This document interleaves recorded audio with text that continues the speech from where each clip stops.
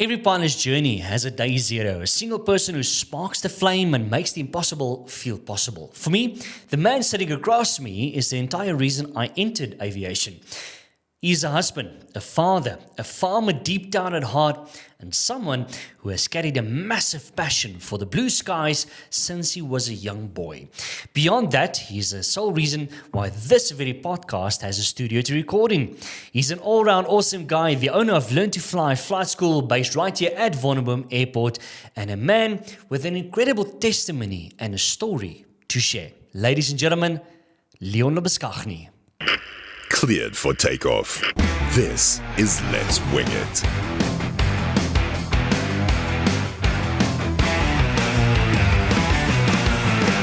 And ladies and gentlemen, Leon Lobeskagny joins us now. It's so great to see you. Welcome to the Let's Wing It for the very first time.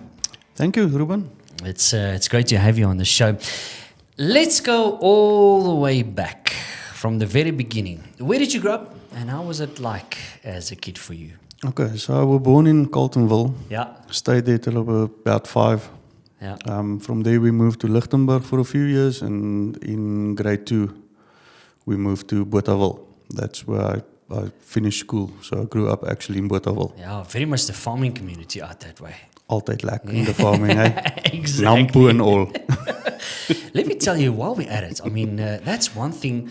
I'm not entirely sure how I feel about flying into Nampo. Like, you hear so many stories about flying into Nampo, but I think one has to try it at least once. You have to do it once. You have to Yeah. do it. Flying into Nampo is always, but it's the same as flying at Wonderboom. It's Busy. a lot of traffic. Okay. The only thing is the radio work for the farmers is not that good. So yeah, it's a challenge. Exactly. And I mean, those are the guys, I mean, they just fly from their farms and so on, and flying into controlled airspace, is something that if you don't do it often, it can become a little bit challenging. Yeah, especially for the farmers. Like, Exactly. English is a challenge for them. So yeah. Exactly. Tell us about your grandfather on your mother's side. Flew in the Air Force, super freelance, Pumas, DC-3s, DC-4s, Harvards, Venturas. I mean, come on. Yeah, well, he started flying obviously after school. Actually, what happened with him was he was very good in his schoolwork. So they actually wanted him to become an attorney. Because Latin was one of the subjects, and he did great in Latin, apparently. He was in Potch Boys High. And then one day, they were most probably at the Air Force, at the base there. And there came a Harvard. He took a picture of the Harvard. And that's where he decided he wants to fly, become a pilot. So he applied at the Air Force and he got in, and he started flying in the Air Force. But isn't there a story about a photograph of that specific Harvard? That specific Harvard, years later, when he and my grandmother were married already, she looked at the picture, and it was the exact same aircraft that he flew solo in. No, So you've that's- got to be kidding. Yeah, What are the odds? he didn't even know it. So yeah, Wow. But your uncle also flew. I mean, he flew Impalas and Bosboks and Alouettes and everything. yeah, that's my mother's brother. He was also in the Air Force. He's still flying as a DFE. So to currently, this day? To this day, yeah. Where does he He's still- operate from? Mostly Wonderboom, yeah. Okay. So I think, if I am correct me if I'm wrong, but I think from a young boy, you growing up, aviation was really very much part of the family gatherings and the talks and everything else. Yeah, I actually, my father also started flying, I think in 1980. He did his PPL. So yeah, I can't even think my life without aviation in it. Yeah. It's been part of us from the beginning. But here's the thing now. Your dad, was he the first in your family to fly? Yeah, on the Lobeskagny side, he was the first one. He actually, he grew up in Harrismith. There was a few doctors and farmers that had planes there, and the airport is actually quite far away from town. Yeah. So he used to ride his bicycle on a Saturday or in the afternoons or whatever, just to go and look through the hangar doors, the small space, to look at the aircraft. So It was a bug that bit him quite early in his life as well. And then after army and all of that, he did his PPL. He actually bought the aircraft and then did his PPL I want to get to this quickly because this all happened before you were born, right? before I was born. Okay. Yeah. So the registration Zulu Sierra Echo Charlie November. Okay. If I'm correct, bought in 1980. But here's the thing now. Like, just shock us now. Don't tell us. Like, shock us now with what did he pay in the 1980s for Zulu Sierra Echo Charlie November, which is a Cessna 150, right? It's a Cessna 150. It's a late model. It still had the straight tail. So it's an old model. I think it was a 60 or a 62 model. I'm not sure. But anyway, he paid a full 7,500 rand Oh, you've got for to be Echo kidding Charlie me. November. You've got to be kidding me. Wow. That's unbelievable how prices and stuff has just gone up from that day. I mean, every now and again, I find myself going down that loophole of looking at restaurants and what you paid for a big steak burger, some of the best restaurants in the country. And I just feel nauseous after that, of the prices, not the food. Yeah, please don't look at fuel prices then. Exactly. That Yeah. is unbelievable. So for you, it was 1983, right? So that was 3 years after your dad bought Echo Charlie November. That was when you actually went for your very first flight. Yeah, I was born in end of July 1983. And then on the 25th of October 1983, I can't do maths that well. I think it's almost 3 months. Yeah. I had my first flight ever, and I've got a picture of me and Joey actually at the aircraft. It was a Partenavia RSA, which, if I'm correct, they came from Italy. They had one on their plot, and Joey and my mom, Joey actually, my grandfather, were her instructor when she did her license. Okay. So that's how we got to know Joey. They had a plot just outside Coltonville with hangars and a runway there. So me and Joey and my mom took a flight to Wonderboom. Unbelievable. 3 months old. Yeah, that was my first flight. Wow. And yeah, apparently I didn't really sleep. I looked at the world from there, and I think I liked it already. That's unbelievable. Well, I mean, the next story, because you flew I think it was in an airline, less than a year old. And if I'm not mistaken, I think your parents had their hands full trying to get you out of that plane. Never mind getting you into the plane. It was all about getting you out of that plane. Yeah, so what happened there, that was actually almost a year after my first flight. I obviously, in that year, I think I flew a few times with Joey as well. On the 18th of October, 1984, I went with my mom and my grandmother on my dad's side to visit a brother in Durban. So on one of the flights, either down or up, the air hostess took me to the cockpit and to show me, because in those days you could still ask and they would take you there.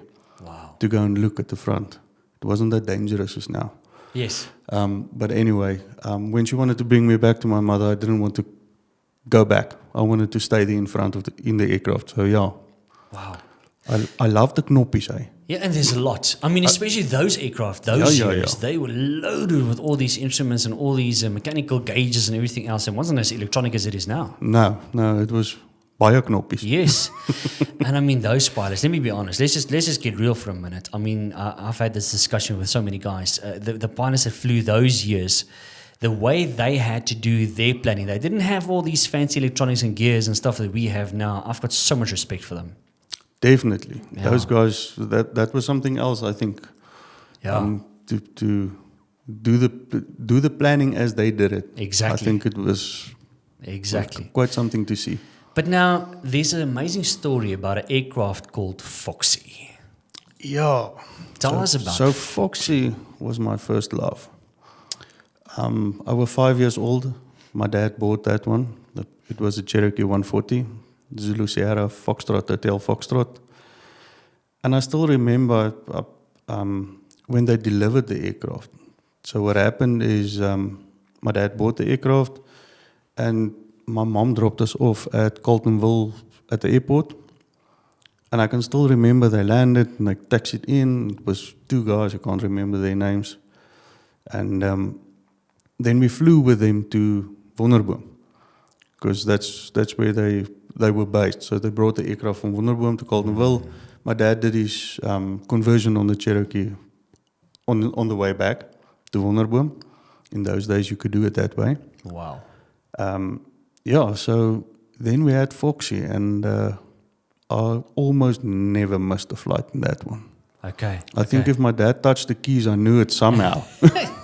It's like a dog getting his, if he hears the leash, immediately runs to the front. Exactly that, yeah. What aircraft was that again? Piper Cherokee 140. Right. Yeah. Okay. So you had a lot of time in the cockpit as a kid as well. Yeah. I wish for my children, I've got a logbook. Every time they fly with somebody or with me, we write it in their logbook so they can see how many hours they've got. I wish I had that, because I did fly a lot with my dad. Yeah, we normally flew to Wonderboom. That was our main base to fly to, where they always, for MPIs and whatever was wrong, and visiting family and so on.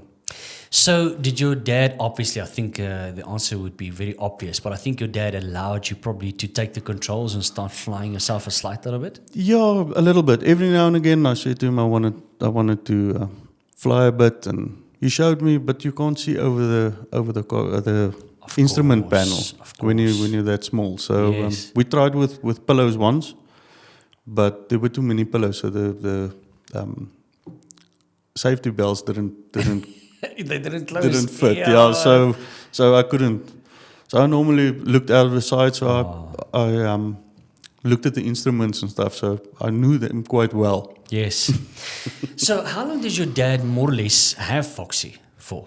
Well, he sold it when we already moved to Bothaville. I think it was standard two, about 10. Roundabout. Round about there. So the day he sold it, I cried for 2 days. Because that was really big part of my life. Sundays normally would have been Sunday afternoons after they had their middagslaapie. We went for a draai in Foxy. So it was quite fun. Man. And I loved it. I Yeah. loved it, yeah. Where did you typically fly to if you went for a Sunday cruise? That was normally Bothaville. You've got the Vaal River there. So we normally flew Leeudoringstad, along the Vaal River, wherever, which side, then back to Bothaville again. So it was normally hour and a half, 2 hour flight. And Yeah. a lot of times we bussed our friends on the farms, Yes. flew low level over them, waved at them. So yeah, it was lekker. Did you at that stage ever think that you would get into aviation full time? Well, I never wanted to do anything else than become a pilot.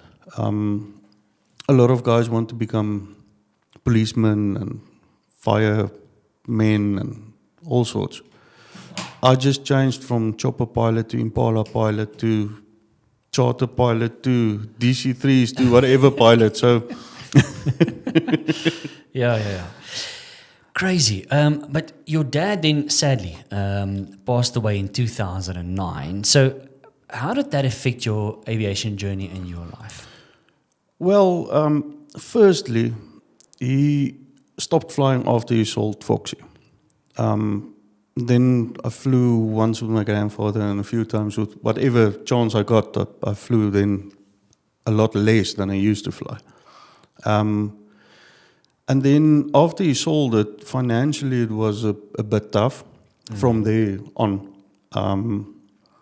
And I never had the chance to do my PPL due to financial stuff. So I started working. I went to England for 2 years. Came back. Then my dad and them moved to Pretoria from Bothaville. He started a property business, property agency.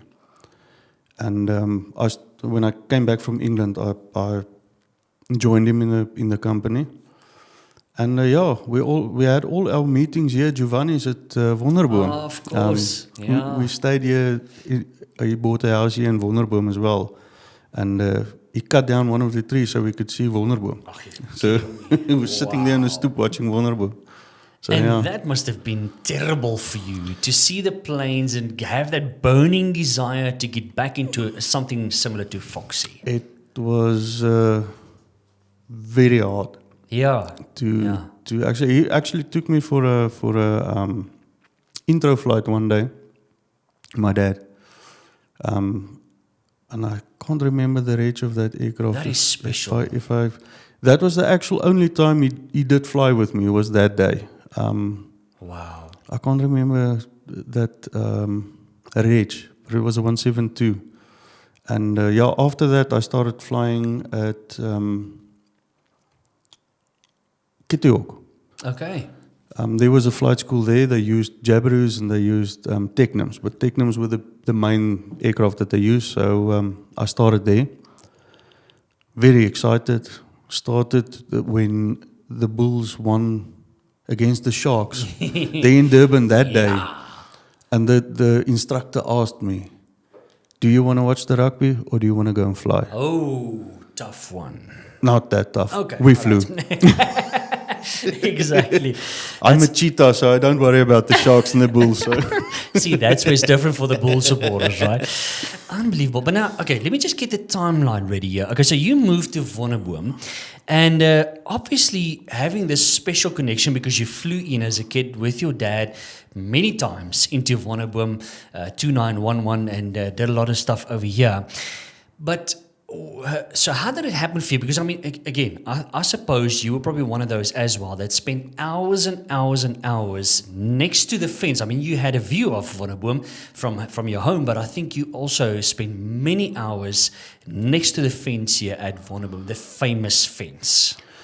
Yeah, Wonderboom never wanted to leave me for some other reason. Yeah. But anyway, so what happened after my dad, they moved to Dubai, him and my mom, just before he passed away. So he came back a few years later and then he passed away over here. But then we moved, or I moved to a house in Doringpoort on runway 29 on the final side there. Were you married by then already?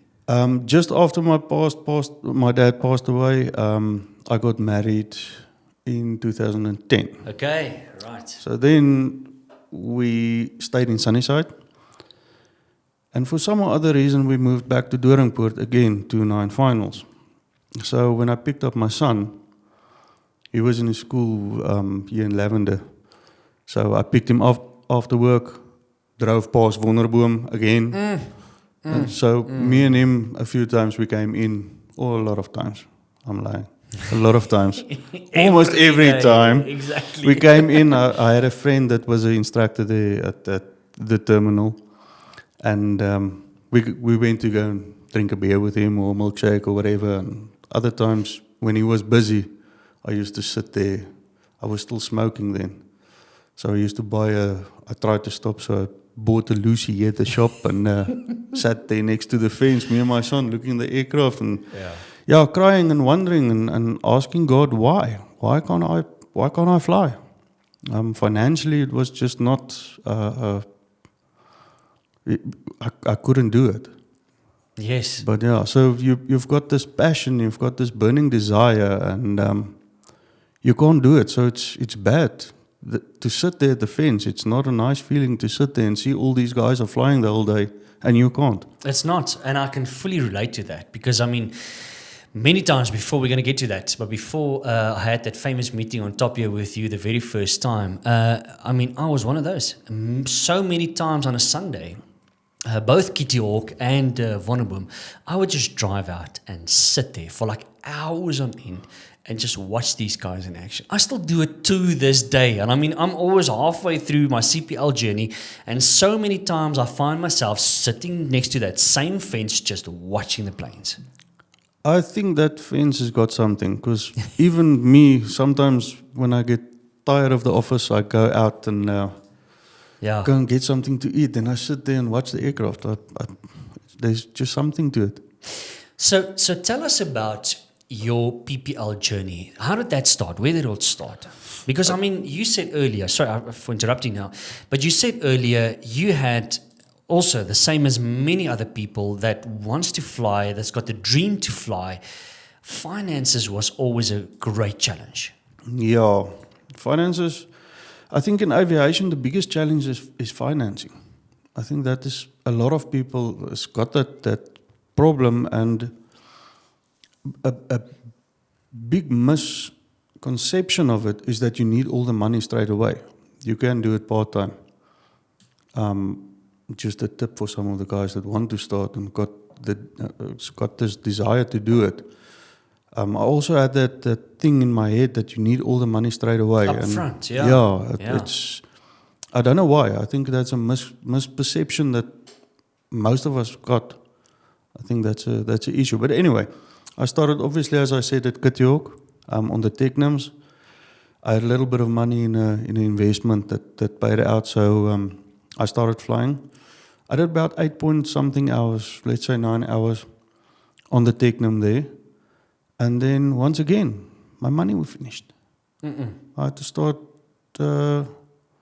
wondering how. And that stage, you won't believe me, I paid for the Technim with the instructor 795 Rand an hour. Wow. Yeah. Which was a lot of money. It was a lot of money in those days, yeah. It just comes to show it's never going to get cheaper. Never. Yeah. It's never going to get cheaper, and you're always going to look back and say, yes, why didn't we do it? Because it was that cheap. It wasn't that cheap then. But yeah, it's if you want to do it, just go and just start. Just do it. What was really special to me is that you mentioned that your dad sat there every single time you went up for an hour's training. Your dad would sit there and just wait for you and just watch you fly. Yeah, so all my training at Kittyhawk, my dad was there. Wow. He loved it. He was also sat at the airport guy, so he loved it, and he loved the fact that I actually started to fly. Yeah, so that's special to me because now I'm flying and he can't fly with me. So yeah, that's that. So that 8 hours, especially with there, he just sat there in the car. We went to the restaurant there and had a coffee or whatever. So now here's the thing. I mean, let's call it 9 hours. So 9 hours, money runs out for same story for so many different people. And I mean, you need minimum 45 hours. So now there's this massive, I mean, you're quarter of the way there, but it's still a huge climb to get to the 45 minimum hours. And also, like we all know, if you don't fly frequently, you need to redo stuff. That's when you start going to the 50, 60, sometimes 70 hours, sometimes more for some people before they can sign out, before they are really proficient in flying the airplane. So here you are, 9 hours and empty pockets.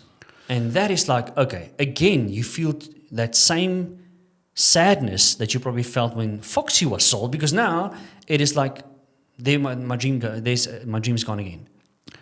Yeah, so I can't really remember how bad I felt those days.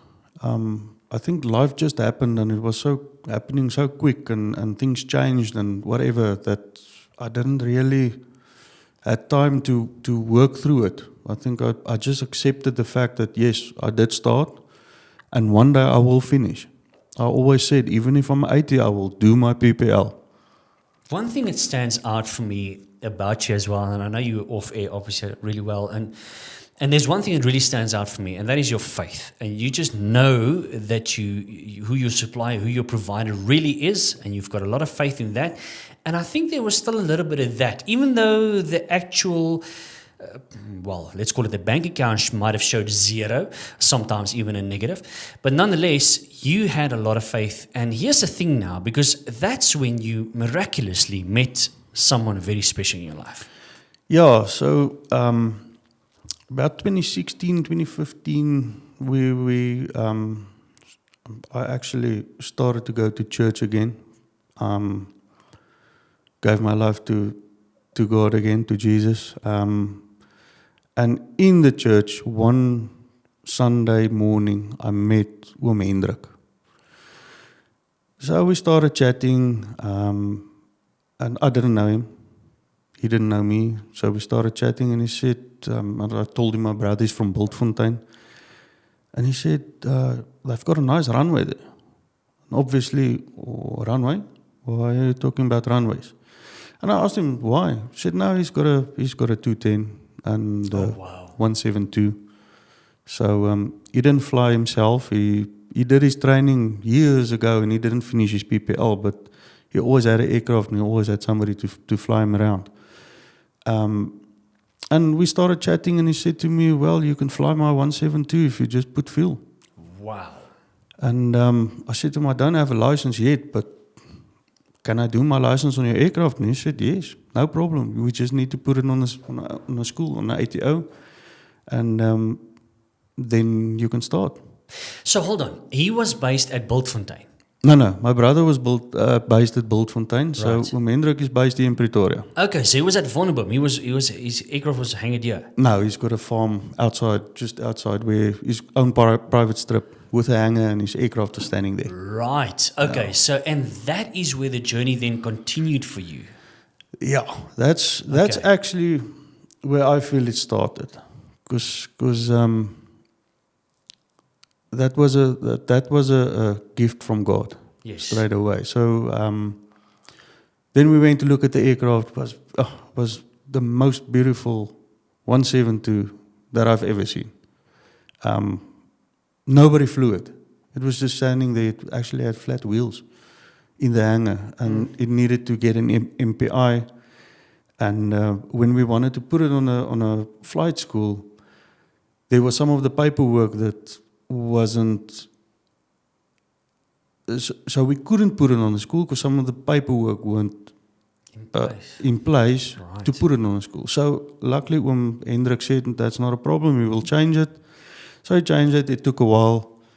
And then I think it was about 2016, 2017, around about there, he phoned me one day. I actually said to him, one of my friends, the one that was the instructor at Vonnerbom, I said to him, can we fly the aircraft from Vonnerbom, we got the MPI, back to the farm? And he said, yeah, that's not a problem. And we actually flew, or what happened is I phoned him and I said, listen, the aircraft is ready. Can we take it to the farm? He said, yeah, it's not an issue. But during that time, I decided, okay, because I'm starting to fly, I'm going to say thank you to the Lord. I'm going to stop smoking. When we take the aircraft to the farm, I'm going to stop. And as it happened, it came quickly. It wasn't a planned thing, actually.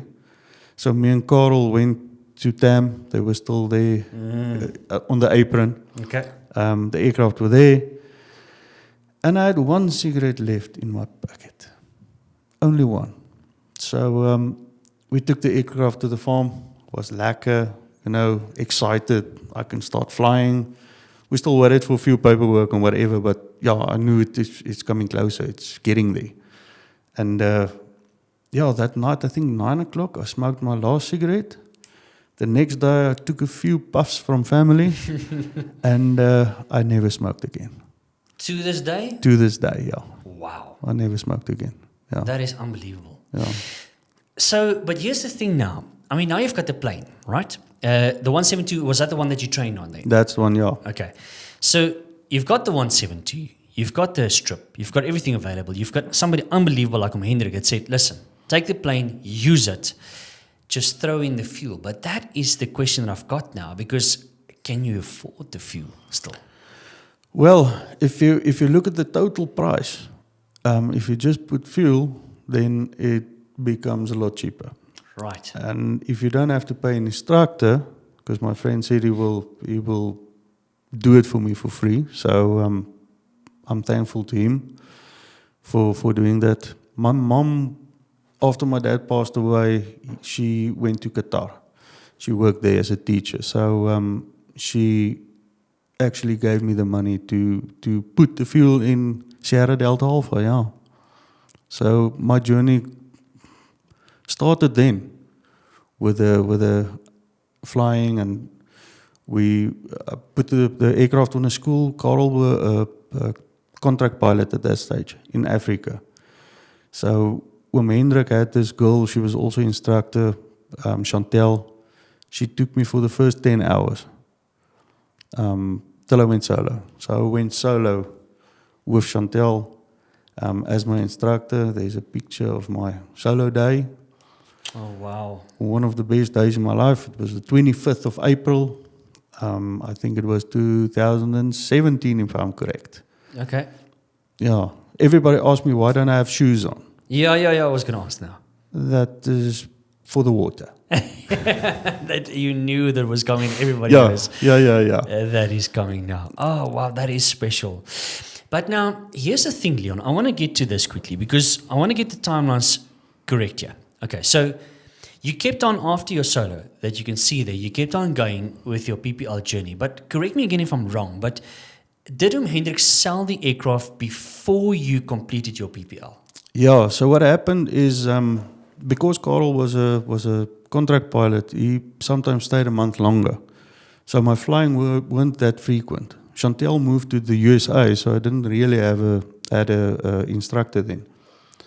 So I had to wait for him, and sometimes we were busy when he was back, and the weather was bad or whatever. You know, there's always something. So it took quite a while to finish. And when Hendrik sold the aircraft actually to the owner of the flight school where the aircraft was in then. But the deal was I finish on my on my deal. So Okay. yeah. Right. Okay. So you kept on flying, even though the aircraft was sold by Hendrik, you still kept on flying to complete your PPL. Yeah. And then came the big moment, May 2019. May 2019, I finished my PPL. Actually, the owner at that stage, Percy, you also know Percy. Hello, Percy. He actually gave me an instructor to finish because I asked him, listen, I need to finish, but I don't have an instructor. Can I just ask, so at that stage, when you had that discussion with Percy, how many hours did you have at that point? Can you remember? No, I can't remember, but I only had my navigation flights left. Okay, so your Yeah, labs. Okay. yeah. So I finished my GF solo, and so it was just the navs. Okay. So yeah, I finished the navs, and then on the 31st of May, 2018, 19. 2019, yeah, May 2019, yeah, right. Yeah, so long ago, I can't even. Unbelievable. Then I got my license that day. Tell me about that day.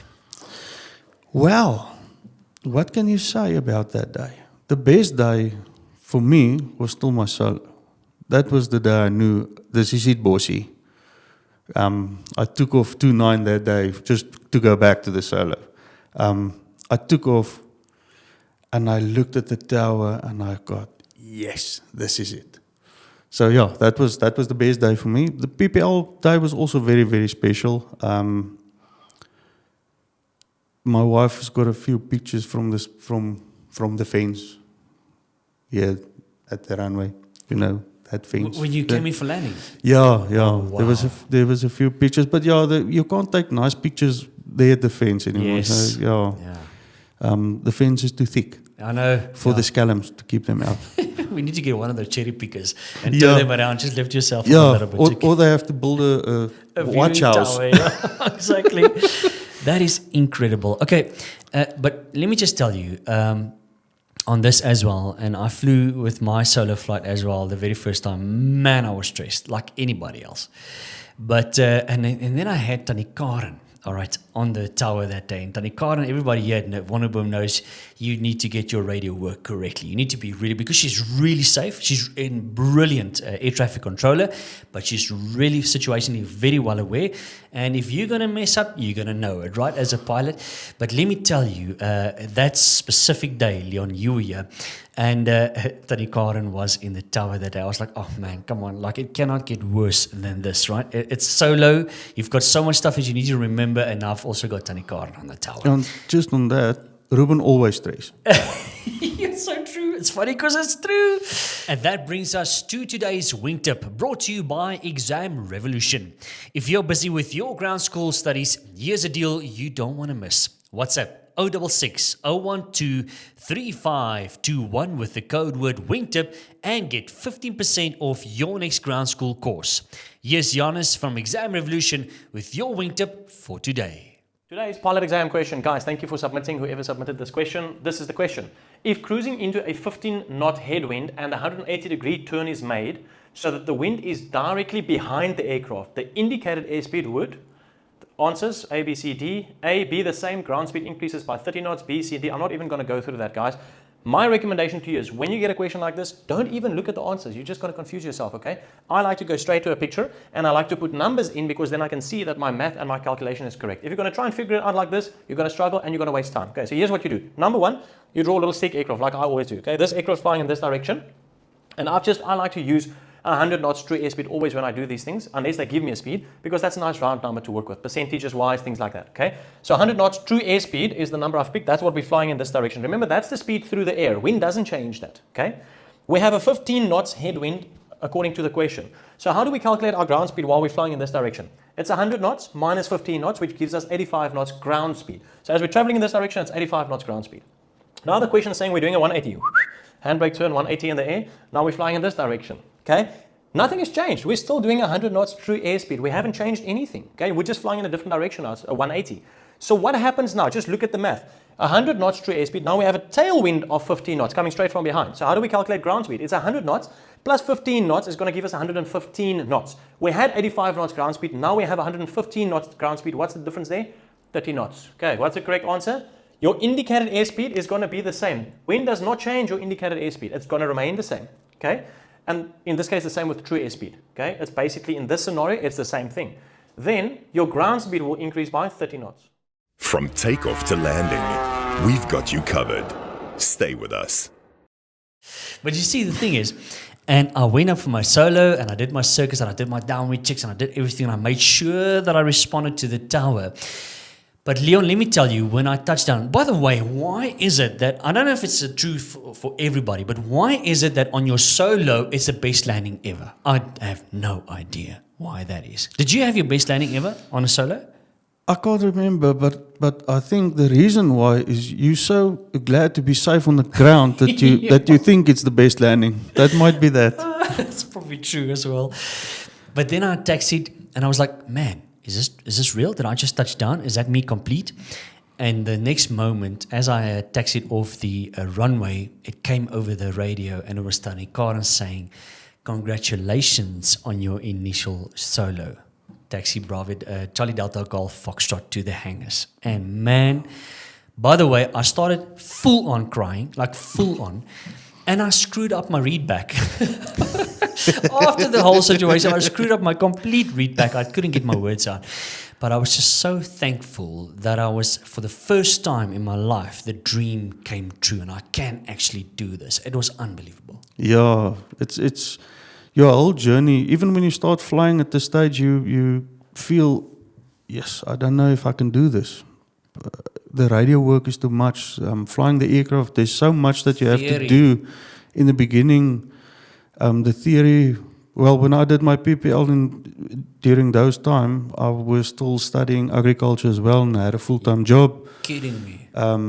My third son was born on the 11th of April, and I flew solo on 25th. So, yeah, it was a hectic time.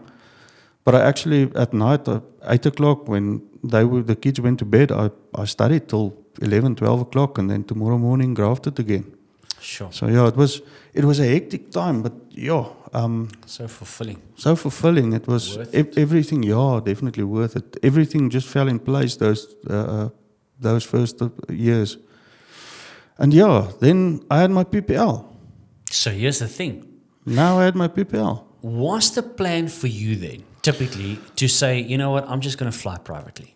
Yeah, I actually said, you know what, I'm too old. I was 35 at that stage, 35, 36. I actually thought, okay, I'm not going to become an instructor.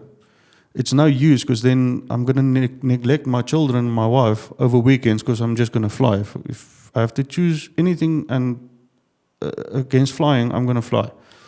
Because that's the passion, that's the thing you love, and it would have been unfair towards my family. So I said, okay, cool. I can fly now. I've done it. I've got my PPL. I will just fly for the fun now. And then you get to the point where you just go to the GF and back because you don't have money to fly somewhere. It's too expensive. Yeah. Once again, money. But anyway, then I spoke to him personally, and I wanted to buy a Cherokee to put into a flight school with him at that stage. and try and make it cheaper for me to fly my 4 hours a month or whatever, just to carry on. And in that time, I did look at a few aircraft. There was still more available than now, but anyway. Then Learn to Fly was for sale. And this is crazy because, I mean, you saw the ad on AFCOM, right? Yeah, I saw the ad on AFCOM, and I thought to myself, a flight school. And the price were ridiculously low. There was no students, it's basically just the name that I bought at that stage. But I thought to myself, well, I can either buy a plane and I can just fly that plane, or I can buy a flight school. I love doing business. Business is something that I do love. I don't know why I get all the expensive stuff, aviation, farming, and business. I don't know, but anyway.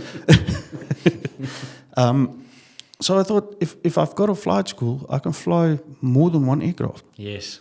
And yeah, I had my sister borrowed me the money to buy the school. So yeah, I bought it. And you won't believe, I took over Learn to Fly in 2019, the 1st of October. Oh, I can see where this is going. So yeah, I actually, when I looked for pictures and stuff for the interview, I noticed that my first flight ever was to Wonderboom. That was October. Wow. So yeah, October has been a good month to me. A lot of starts in October for aviation for me, yeah. So, and yeah, then we unfortunately, Iron Fly guy had an accident. Beginning of October with the Cherokee that we had at that stage. We had a Cherokee and a Jabiru. And because I only had PPL, I thought, okay, I'm going to close the school totally. And I'm going to look at the paperwork and see what's needed and how does it really work, because I didn't really know how it works. Exactly, yeah. Because, I mean, being a PPL pilot doesn't mean you understand, because regulations and running a flight school, that is a lot of things to keep in mind and to know.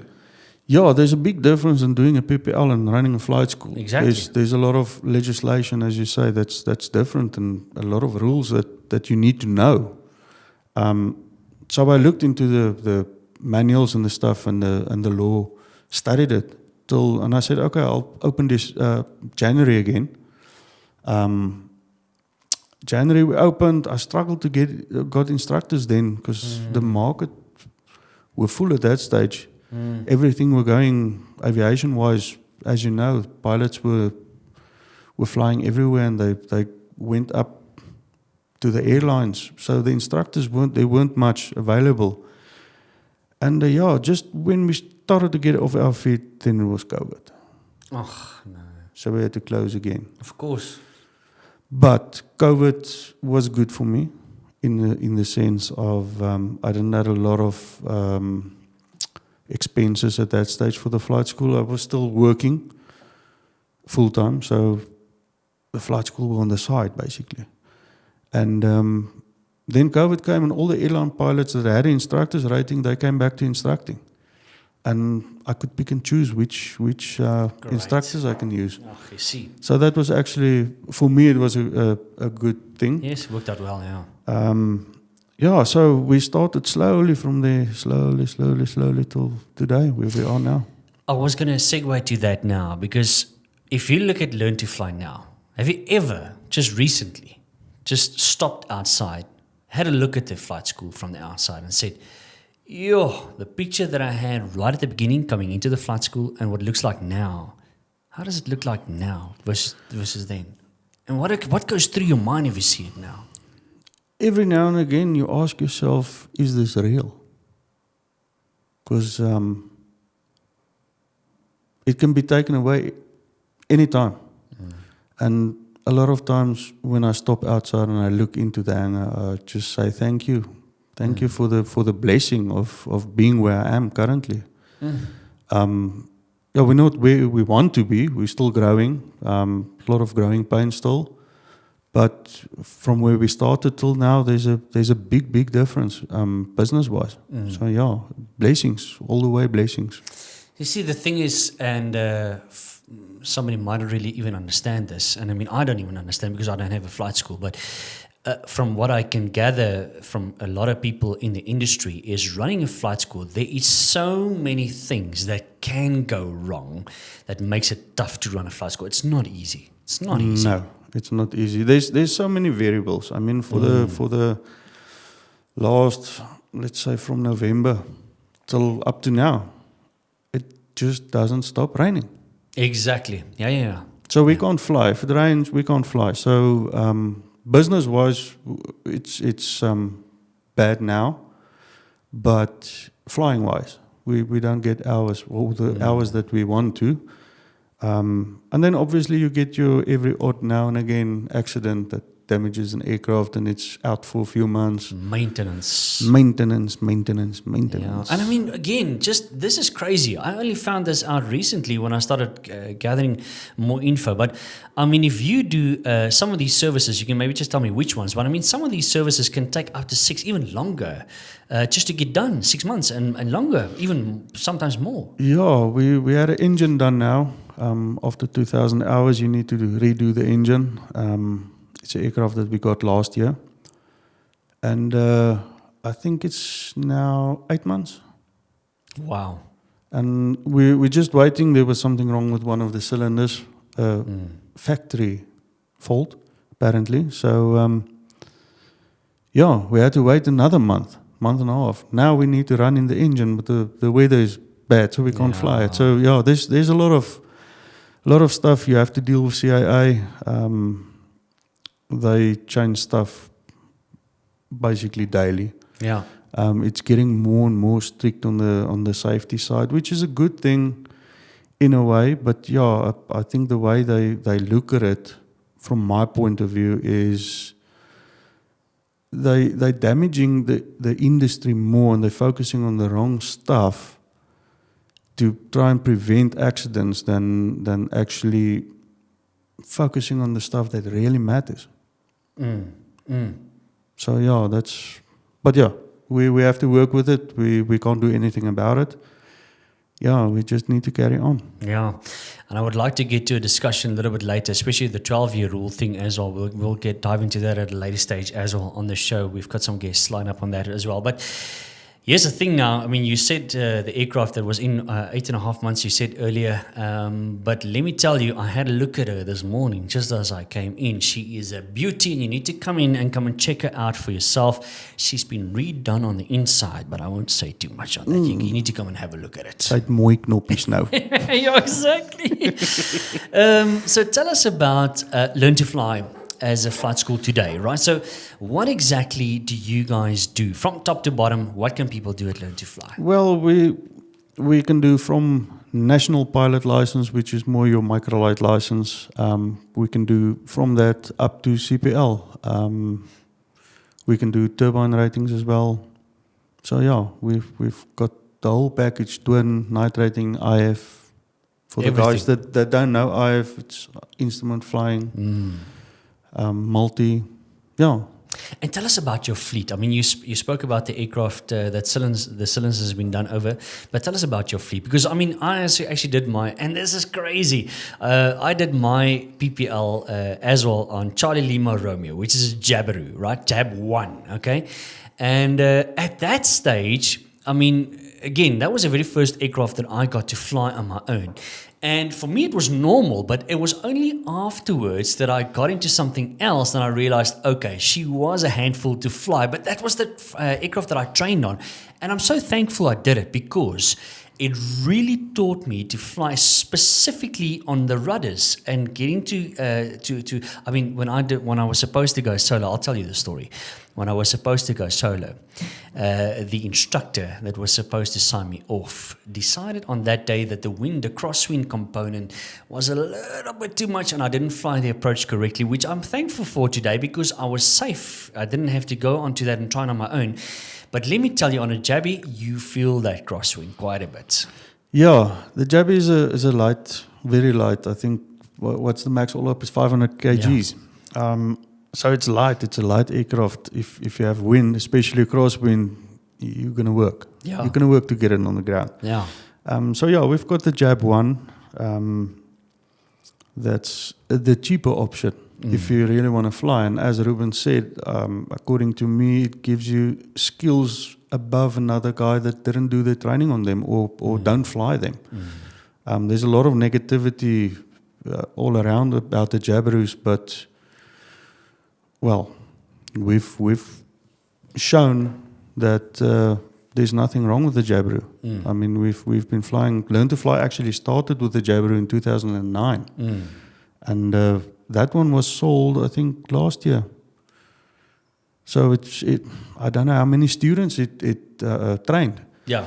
And so now we've got a Jab 2 as well, which is the bigger model. I'm actually quite impressed with how big that aircraft actually is compared to the Jab 1 on the inside. It's spacious. Yeah. And it's got the 6-cylinder engine, so it's got a lot of power. It's a lovely aircraft to fly. Yes, yeah. And what else have you got? We've got the Cherokees as well. Yes.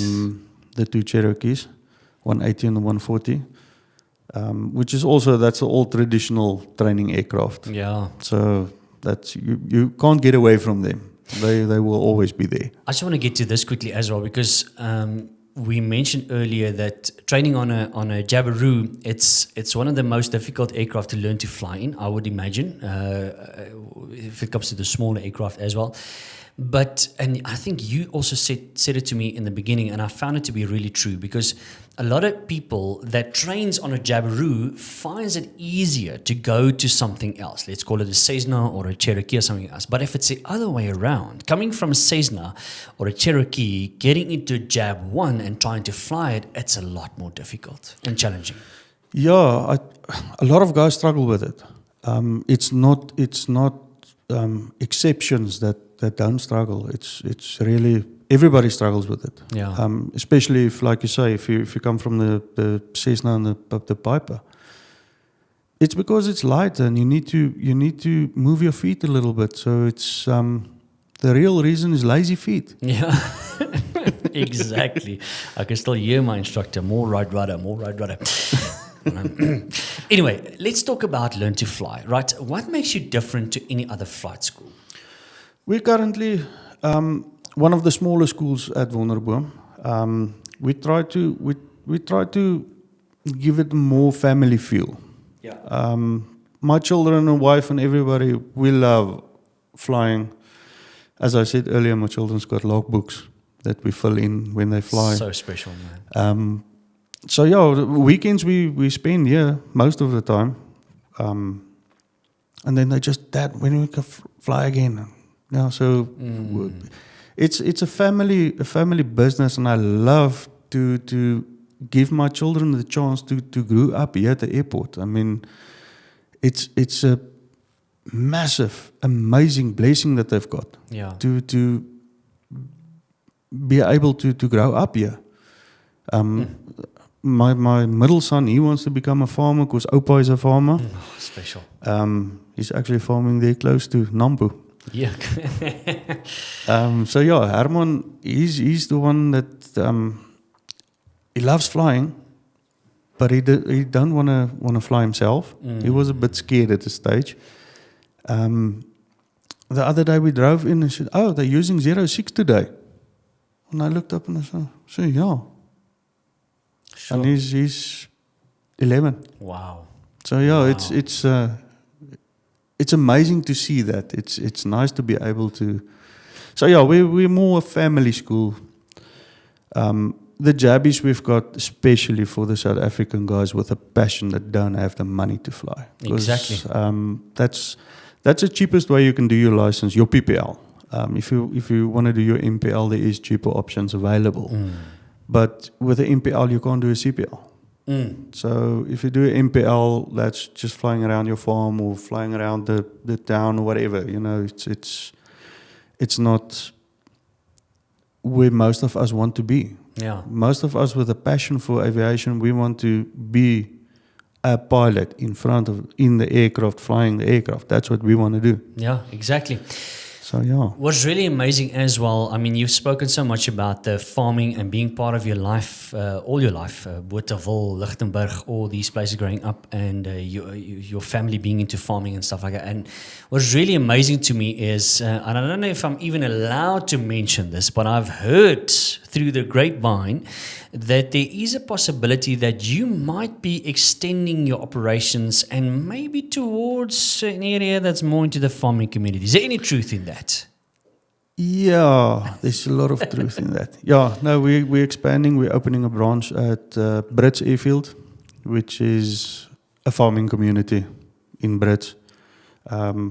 My son is in Wagbos, close to the airport. So I'm driving there anyway. And there was a what you call it? There was they wanted a flight school there at Brits. So one of the guys that I know from our yearly Bona trips, he asked me if I want to open a school there, and I looked into it, and yeah, we started the process already. Great. So we're just waiting for all the CIA approvals and all of that kind of stuff. It's a lot of paperwork. Again, having a flight school is more paperwork than you ever imagined. So yeah, it's all paperwork, and then we might be opening in May, June. That is exciting. Around about there, yeah. So what are you going to offer there? Well, at first we're going to offer the NPL, PPL, and CPL, obviously, our building, and we're going to do helicopters and drone training there as well. Exciting, Yeah. Well, that makes sense. I mean, especially the farming community out there. I know I've sprayed there quite a bit when I did my RPC. It's called RPC now. But when I did my RPL, those years were called RPL. When I did and I completed that, I did my cross spraying rating as well. And we sprayed out there quite a lot. And I think there's a huge demand for people to be able to do their drone licenses to onboard onto an ROC and then spray legally, right? There's a huge desire for that. Yeah, that's why we met because of drones. Exactly. So I also saw the chance there. If you do drones, there's a lot of farmers that are spraying already, but a lot of farmers that really want to do it legally. Yes. And they don't always know how to do it. So that's why we decided to do the drones there as well. Let's speak about because it's a thing that I hear even more and more as we go along, the pilot shortage worldwide, right? Is that still a thing, Leon? Or is that starting to get better now? Is it getting worse, or is it still the same? It's still the same or even worse, I think. There's a big shortage. A lot of South African pilots move over to other countries. We've got the war now, which does have an impact on the amount of pilots that's going out, and I think there might soon be some of them coming back due to the war. But yeah, still there's a big shortage of pilots everywhere, all over the world. Yeah, so there's a lot of work. There's a lot of work. Currently, instructors as well. If you look at all the Facebook pages and stuff, everybody's recruiting for instructors. I've noticed that, yes. My opinion on that is instructors, the guys don't have to do instructors anymore. Years ago, that was the go-to. You had to do instructors to get your hours to go to the airlines. Now the airlines pull you in on the cadet programs without the instructors rating. But my belief still is, if you're instructor and you're grade 2 instructor, you're above the next guy that don't have instructors rating for a job. That's my personal opinion on it. And I think it does count towards your end goal. Exactly. Give us, for somebody looking to get into flying currently that might be looking at this, Leon, realistically, like what should people know financially, and how do they need to plan before enrolling to become a PPL pilot and ultimately to complete their commercial pilot's license? Well, the first thing you need to do is you need to do a medical. Yeah. That's obviously your first thing. Sometimes, or not sometimes, it doesn't happen a lot, but it did happen before.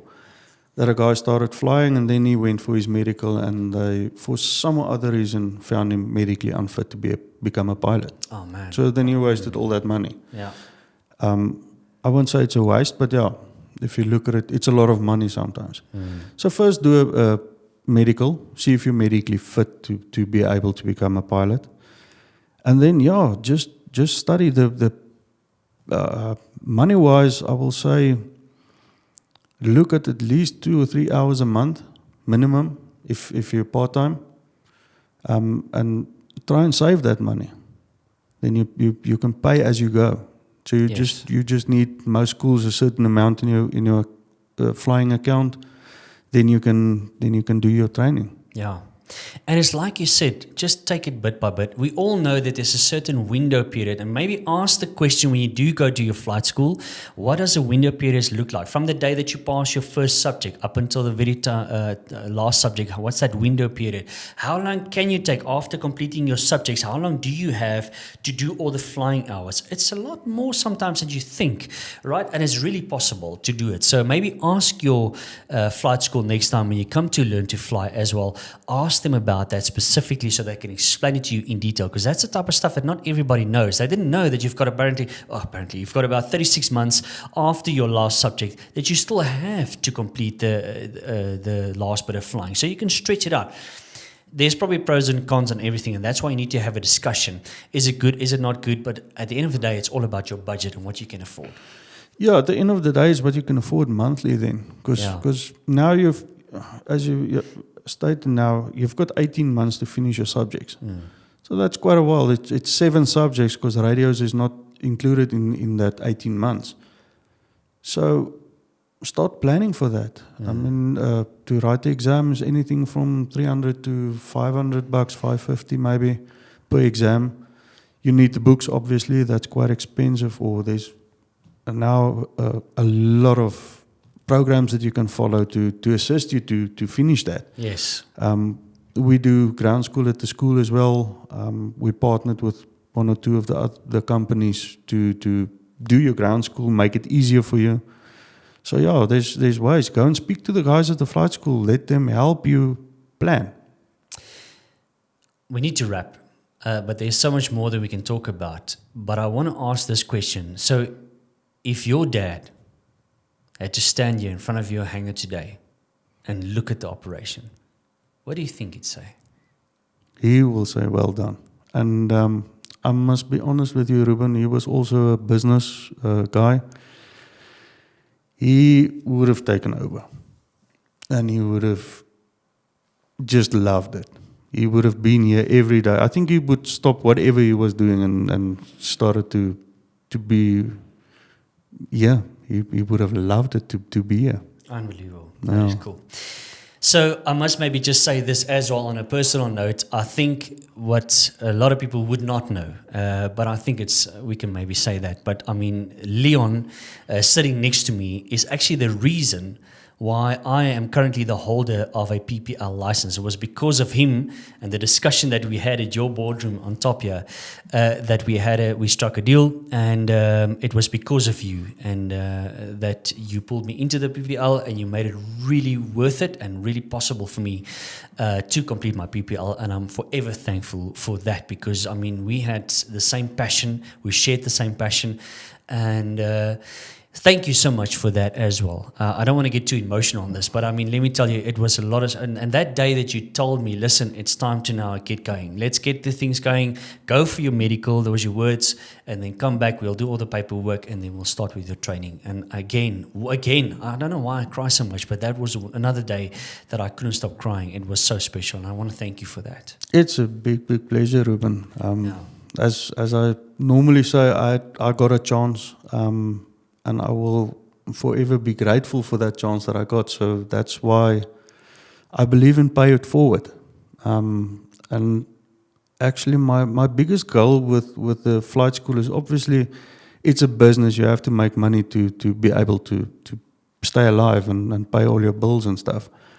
But my biggest thing that I want to do is I want to make it possible for people with a passion to actually become a pilot and follow their passion. Because if I ever stopped believing and ever stopped having that passion, I don't know how you stop having this passion, but anyway, I call just it a never sickness. leaves you. It's Exactly. in the blood. It's AVGA is in the blood. But yeah, that passion, it will never stop. So if I can make a difference in somebody's life, that for me is my goal. That's basically what I want to do. Unbelievable.